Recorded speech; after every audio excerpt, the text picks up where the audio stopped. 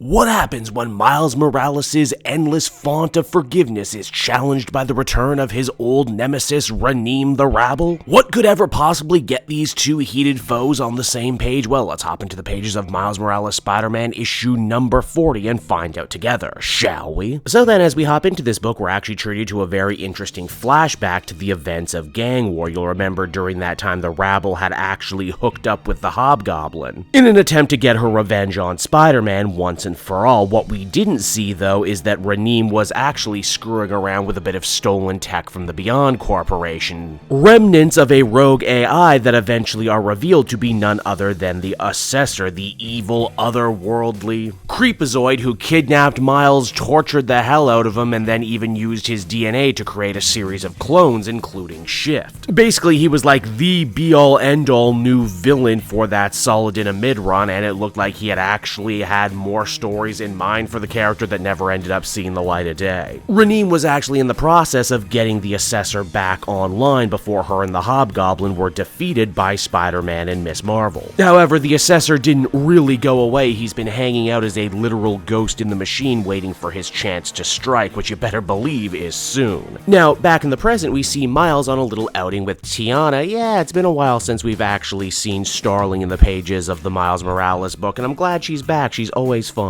Needless to say, they have a lot to catch up on. Miles has been having a hell of a summer, what with traveling to the new Ultimate Universe, getting his memories of the old Ultimate Universe back, becoming the champion of an African trickster god, you know, regular stuff. Miles is overjoyed that his life has finally actually calmed down a little bit, and best yet, the world didn't actually blow up while he was gone. His brother Shift, the new Jaime Morales, has actually done a good job holding down the fort. And hell, it looks like he's even starting to make his own friends, maybe even a girlfriend in the form of Gus, just yet another one. Of the many villains, Miles was able to help see the light with just his general good-hearted, heroic nature. Still though, a part of him still weeps for those he could not save along the way, and Starling is sure to remind Spider-Man that you can't go around saving everyone. Some of them need to actually let themselves be saved in the first place. And hey, speaking of villains that Miles couldn't actually rehab, we smash cut to Reneem the Rabble taking another very important therapy session with Dr. Kwan. Today they're going deep into her trauma, reliving her big showdown with Miles a couple volumes ago, which ended with her losing her ability to talk to machines. This was probably Reneem at her absolute lowest. Crazed and violent, wanting to hurt Spider-Man so bad she would happily have sacrificed her own life along the way. If nothing else though, Dr. Kwan is actually starting to make some progress. It seems that Reneem really ties up her self-worth to her amazing gifts and powers. And now that they're gone, or at the very least damaged, she is having a real crisis of self right now. Miles said to her that if she wants to use those powers to hurt people, then she never deserved to have them in the first place. And those words still clearly cut her very deep all of this time later. Dr. Kwan says that what Reneem really needs to do is start to learn how to let go of the past, that her powers, her parents, losing the lottery to get into the Vision Academy, these were all terrible things, but they will continue to weigh her down unless she manages to move forward. We also learned some cool stuff about the hollow room that Dr. Kwan does her therapy sessions in. Apparently she developed it for herself when she started exhibiting Hulk powers. I like that, a real Doctor Heal Thyself type of situation. Now, wouldn't you know it, Reneem and Miles just so happen to have sessions on the very same day. Spider-Man shows up, waits around for a bit, only to end up coming face to face with probably his most hated foe. Here's where things get really interesting though. Both Spider-Man and the Rabble end up having fight or flight responses here. Despite all their therapy and how hard they've worked on themselves, at the end of the day, seeing one another absolutely ends up flipping switches deep inside of them, a fact of which Dr. Kwan surely notices, so much to the point she ends up hulking out and becoming Powerlift just to separate her two superpowered patients. They also put a really good gag in there too about why she shouldn't double book as a psychiatrist. What follows too is actually a really interesting moral conundrum for our young hero Miles to be in. He obviously still has a lot of well-deserved hate and resentment for the Rabble, considering that she not only attacked him but his family. However, Miles has forgiven a lot of bad people before, and how mad can you really be at someone when they are actively in therapy trying to work on themselves? I mean, it's not like anyone says you have to give them credit for it, but it's certainly more than most supervillains do. Likewise, Reneem sure still sees Miles as the ultimate symbol of everything that that went wrong in her life and a past that she just seemingly cannot seem to let go of. The best part is that Dr. Kwan admits that seeing them both in the same room reminds her how similar these two patients are. They both have huge hearts, feel a lot, are both incredibly stubborn, and sadly still suffer from a lot of trauma in their background that influences their actions to this day.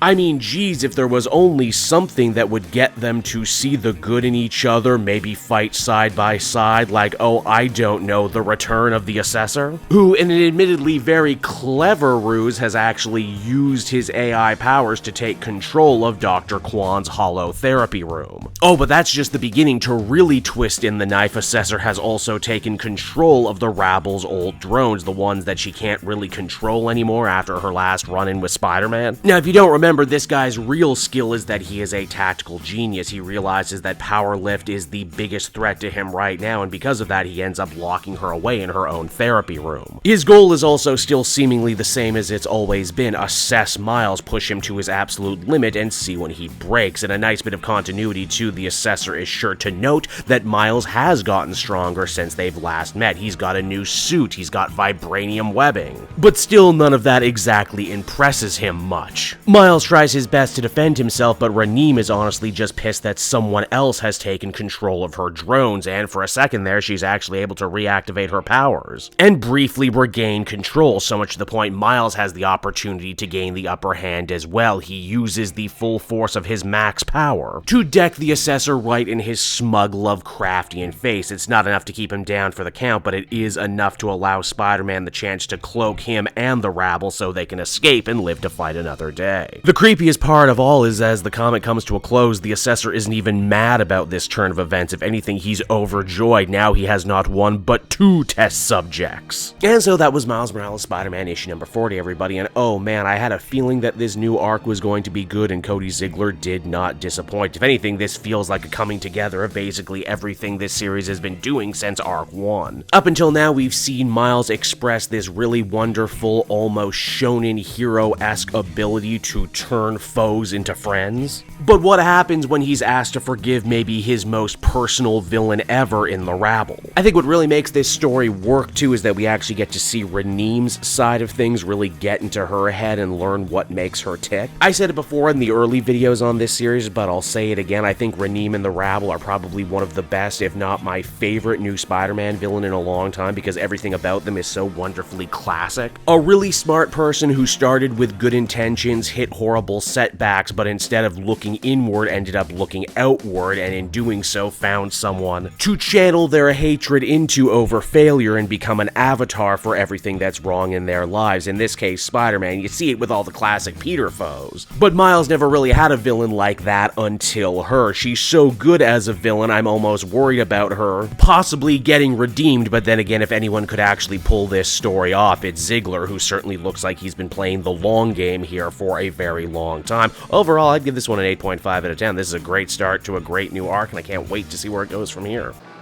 Hey there everyone, it's your old pal Cape Joel again, thanking you so much for watching to the end of the video. I hope you enjoyed it, and if you did, why not check out my Amazon link down in the description. Yes, that's right, the Cape Joel channel officially has its own Amazon storefront now. You can pick up a comic or anything else for that matter, and if you did, you'd really be helping me in the channel. So with that out of the way everyone, I will see you again next time. Bye-bye.